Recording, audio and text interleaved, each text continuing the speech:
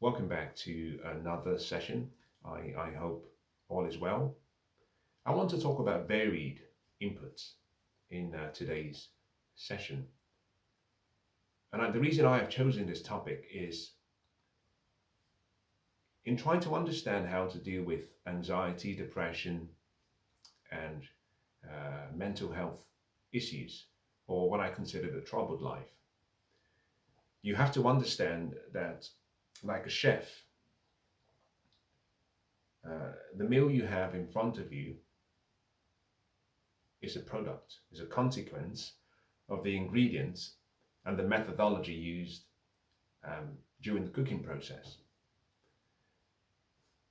If you want to change the outcomes, you don't start by changing the meal. You go back to what was used to make the meal, the sequence and the timing of the mixture of the items, and the duration that was put in order to get the final product.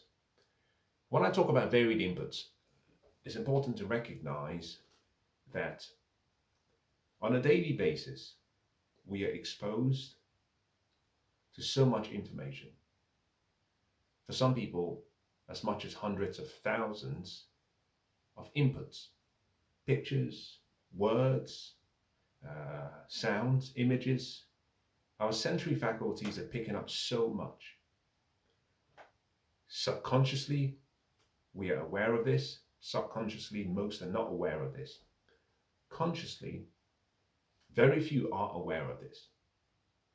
We don't even understand that our sensory gates, sight, smell, touch, taste, and hearing, need to be protected and need to be fed with the right information, absent of which we are controlled by whatever is the strongest and the most dominating of emotions or pictures or images or words or sounds.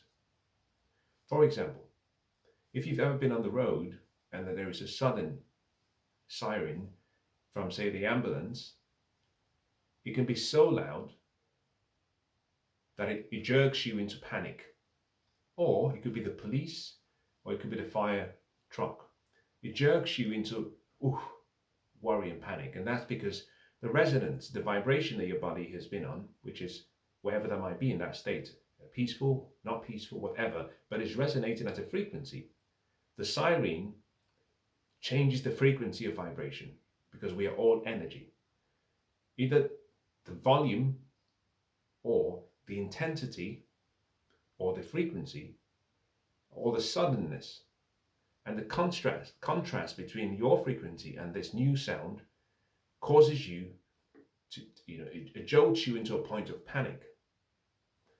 And the question is why? Why? Well, if you look into how we go about our daily lives, one of the things you observe very quickly is that we're not paying attention. We are not paying attention. On the other hand, let's assume you saw the ambulance in advance and you could see the ambulance and you anticipated that the sirens would go off. At the moment the sirens started to sound, you wouldn't be jolted because you were anticipating. And this is partly why a lot of people struggle with life and have issues of depression, mental health issues, and anxiety. Is most people are not anticipating what's coming in the corner.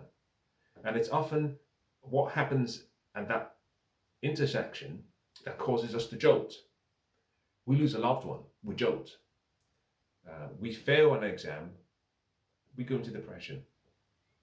We start to lose our hair, we start to lose our beautiful looks, we start to lose our youthful charisma, whatever it might be, and we get into a state of worry and concern. Why? We never anticipated what is coming through.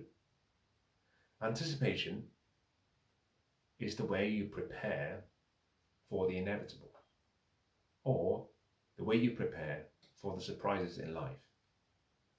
It's part of the reason why a lot of people go into and pay a lot of money to go into venues where they get scared to death. It's dungeon rooms, you pay people to give you an experience where it jolts you into waking up and living, getting out of your comfort zone, or creating an emotional resonance, a frequency that perhaps you've not been connected to for a long time. Some other people sit in silent rooms, dark rooms.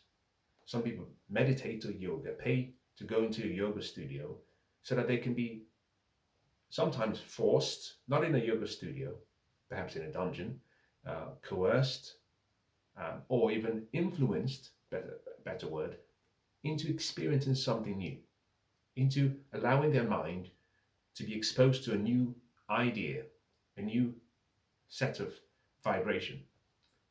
We're not anticipating, and because we are not anticipating, or because we are poor or bad at anticipation, we find that when life throws things at us, we panic. Your parents get divorced, panic. Your mother decides she's quitting her job and she wants to pursue her passion, you panic. Because we're not anticipating. It's almost as though we don't really understand the saying that nothing lasts forever. There's a time for everything under the sun, a time to sow and a time to reap, a time for harvest, a time to scatter and a time to gather, a time to love and a time to be loved. We've overlooked a lot of these wisdom of the ages, and we've created this false narrative within ourselves that life has to be in a certain way. And the one thing we know is guaranteed in life is change. And if people do not anticipate change, they find that the natural process that change brings with it, which includes opportunities and sometimes danger, is missed. Because danger is a negative emotion, we draw ourselves, or we are drawn to negative experiences or negative emotions or danger, much so than we are to opportunities. But because we're not anticipating the turn of events, what comes around in the corner, we struggle when it comes. So varied inputs is a way of saying to yourself, get out of your place of resting. It's part of the reason why if you go through the great scriptures, you see someone like Abraham being told, get up and go. Someone like Moses, you get up, you go. Joshua, you get up, lead my people, you go. Noah, build the ark and go. David, lead. Solomon, lead. Saul, lead. Samson, go. There's always a call for more, because that's what life is supposed to be. Life is looking for expression through us on a daily basis. And part of that expression is not supposed to just be positive. This is part of the reason why we go to the operas, we go to the movie and music studios, because we want to hear varied sounds, spacings, certain length of spacings between the sounds, which is where life really lies. So the varied inputs recommendation is, for some people, we have the rich opportunities around us. If you live in a big city, there's so much happening. But it could come to a point where all you see is noise and you don't see the signals. If you live in a small village, you might not have that much input. But in this day and age, there is no excuse, because you can actually go in a day where your feet has not had the opportunity to go, because you have been given this imagination that can travel between time and space, and that can allow you to experience something that you haven't actually seen with your eyes or touched with your hands, but you've been able to imagine with your mind and in your mind's eye. Varied input simply recommends and requires that you allow yourself to be exposed to new ideas. One of the reasons people recommend travel is because traditionally that was how you got your varied inputs. You got to see life and customs and cultures and traditions and the norms and promises made and covenants across different parts of the globe. And it allowed you to, you might say, change your resolution about life. The man without shoes complains until he sees the man without feet. And then realizes, oh shit, perhaps there's something to be grateful for. Varied input. The man who has only one shoe goes and he sees someone who has 10 shoes. And then he says, oh, perhaps there's something to aspire to. And it doesn't matter what reaction you get. The key thing is that it reminds you as to how your perspective and perception should be used. That nothing is ever as it first appears. Every coin has three sides: heads, tails, and the edge. And most people have learned so well how to stand on one side, and all they see is one side. Their foot is so rooted that they cannot see apart from what is in front of them. And perception and the ability to go into your mind's eye and have perspective requires that you move away from one edge and you move away from one side and you stand on the edge. So you can see both sides and you can look around. Now think about this. Back in the day when we said the earth was flat, there's something to be said about not having and not being granted the opportunity to see more than your eyes are capable of. Then we learned about the earth being potentially round or even round, who knows. But depending on what you believe in, there's something to recognize that, well, if something is round, then it means that there's no beginning and there's no end. It's just infinite. And that's part of the way people should see life, which is life is not just flat. Life just is. And that means you can form and shape life into whatever you want. And therefore your depression and whatever your circumstances you might be going through, you can form and fashion your responses to events in a manner that causes the actions that have come into your life to change or to morph into something that is no longer relevant, especially if it doesn't empower you, or something that you can work with if it does empower you. So you have to learn about varied inputs, and that requires study. This might be a useful time to actually connect how this relates to depression. All of human suffering stems from ignorance. The biggest problem we have is not the devil, it's not Satan, it's not the globalist, it's not capitalist, it's not communist, or it's ignorance. We are ignorant. And whenever we have ignorance, and we do not seek to remove said ignorance, what we tend to find is it creates a state of lack of understanding in us and starts to create a state of worry and doubt. Worry and doubt will always transform itself into fear. Fear will manifest itself through the only possible mechanism it can, which is the human body. That human body, as it starts to experience fear, because we are conditioned, especially in the West, in a particular manner, we tend to suppress our anxiety. We suppress the anxiety, it leads us to a state of depression. Depression carries on for long enough, disintegration, and if we're not careful, death. Disease comes before death, but death is almost inevitable, sometimes metaphorically speaking, and sometimes physically. The opposite of ignorance is knowledge, and knowledge we get when we are inquisitive and curious and fascinated about life. And we do that by seeking varied inputs through study. We learn, we gather information, but here is the key thing. You need knowledge of the truth. The truth is what sets us free, not just information. But in any case, the pursuit of varied inputs allows you to start to see things beyond your present. And suddenly you find you develop understanding because you start to comprehend, because you are studying, investing, and dedicating the time to learn. Understanding will create, rather than fear, it creates faith. The evidence of things not seen, and the substance of things that you hope for. That faith will manifest itself, just like fear, through the body. But rather than have anxiety, you find that you have to seem to be at ease. You're relaxed. In the session previously, I made reference to the importance of just staying relaxed. Focus on the now. Focus on the present. And those who do well in life are those who have a way of keeping themselves relaxed. Stay poised and just relax. Just breathe. It's not as bad as you think. And being at ease allows you to move into a state of acceleration. So in martial arts, you have to stay light.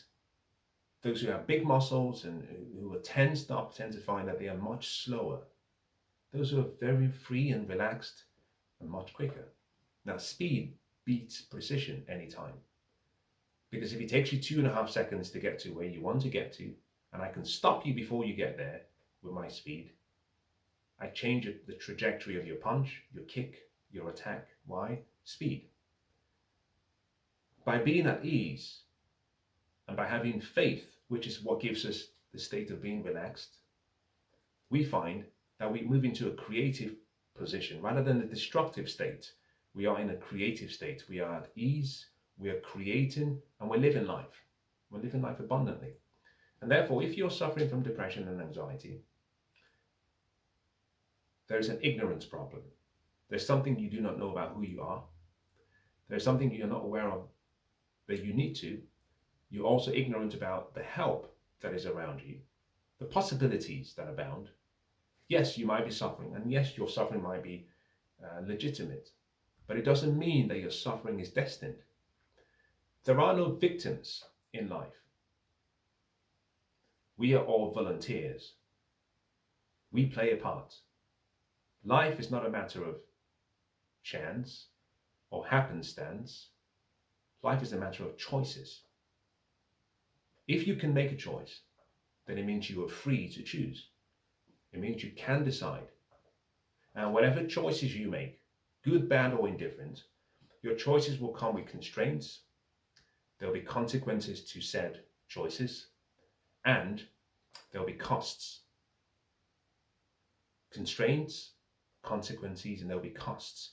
And inevitably, what you're making is a trade-off. There are no solutions.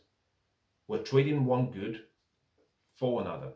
In this particular instance, my recommendation is you trade the good for the better, and the better for the best, and the best for the excellent. Don't trade in reverse. And one of the ways you actually get to that place of recognizing how not to trade in reverse is by varied input. You walk through the supermarket, look out for things that can ignite your imagination. Newspapers with articles that are inspiring, pictures that inspire. As a matter of fact, I do not have a book around me now, but one of the things I like about books is not even so much the content of the book, it's the book design and the book title. I can look at the title of a book and I can very, very quickly move into a state of expectation. Yes, the content matters, but attention is currency. Certain titles can jolt you in the same manner that the sirens from the fire truck jolt you. Certain words, certain pictures, certain images can jolt you positively into hope. And wherever you have hope, there's a pathway forward. And most people lack hope.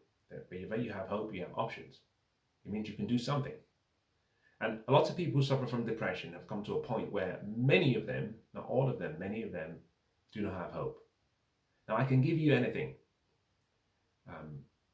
But for some people, I can't give you the desire to seek the hope that you need. Desire has to come from within. And this is partly where I bring today's session to a close by simply saying, for most people, whatever small improvements you're making on a daily basis, assuming you're journeying from a place of lowness to a place of high, share your story, because your story becomes a testimonial to those who are below you or who are still struggling, and it gives them hope and inspiration not to give up. I used to be fascinated as to why in certain, let's say, religious setting, you would have people. Now, put aside as to whether the testimonials are true or not, and just focus on the effect. Not the intent, but the effect. I used to be surprised at how, in a sermon, the person who is sharing the sermon would stop and invite people to come and share their stories. And over many years, I couldn't understand why people wasted such time, especially when some of the stories, to a cynic like myself, didn't seem plausible. But as I grew up and as I look back, I realized there was a reason for that. It's that other people look to the stories, the triumphs, the miracles that other people may have actually experienced. And therefore, having one person stand up and say, this is who I was, I did X and I did Y and I suffered, but then I tried Z and I found peace. It ignites a desire that most people cannot develop on their own. So they need to be synthesized by the environment. You need other people's words. It's the same reason why, if you think about it from a materialistic perspective, you're very happy, but you see a car that inspires you and it ignites something in your imagination and calls on you to dream. And that dreaming allows you to come up with a piece of paper and a pen and write plans and a strategy to get the goal. And then suddenly you find you're waking up half an hour earlier so that you can pick up a book and read. And you're going back to bed half an hour later because you're staying up doing your planning. And you repeat that and you take actions, and in many years you look back and you realize you've achieved that goal. But it didn't start from the ether. It started because you had the desire and you allowed varied inputs to come into your life and you were willing to try. And I would say for those who are suffering and for those who are not happy with where they might be in life, allow the stories of other people's experiences to give you hope, desire, inspiration, and a pathway forward. This is partly why I really love the books from antiquities, because if you read them like stories, on two sides of the ledger you have what we might call liabilities, and on one other side you have assets. The liabilities tell you about the lives of people who live despicable lives, lives that should not be emulated, but nonetheless lives that provide lessons that tell you you should avoid A, B, and C. And on the right side you have the assets and the people whose lives were to be lauded and praised and serve as examples for you to emulate. You need both. Examples in your life and reminders of what not to become. And I would say this, if you can keep in mind that being an anxious person and being a person who is depressed regularly or who has mental health issues, you would genuinely not wish that upon someone else. And that indicates that that falls within the liability side of things. Instead, you should be focused on the abundance side of things. And therefore, irrespective of where you might be, perhaps you are struggling and you are in the group that is having mental health issues. Fine. The way to get out of it is firstly, see things as they are. Now, see things as you would wish them to be. In other words, dream. Find someone else's life you admire and look to their life as perhaps a destination. And the most important is take action. Varied inputs. Start reading, start studying. Allow yourself to be exposed to good, positive data, sounds, words, pictures, images, associations that encourage you and inspire you to become a better person than you are today. Now, I hope today's session has been useful.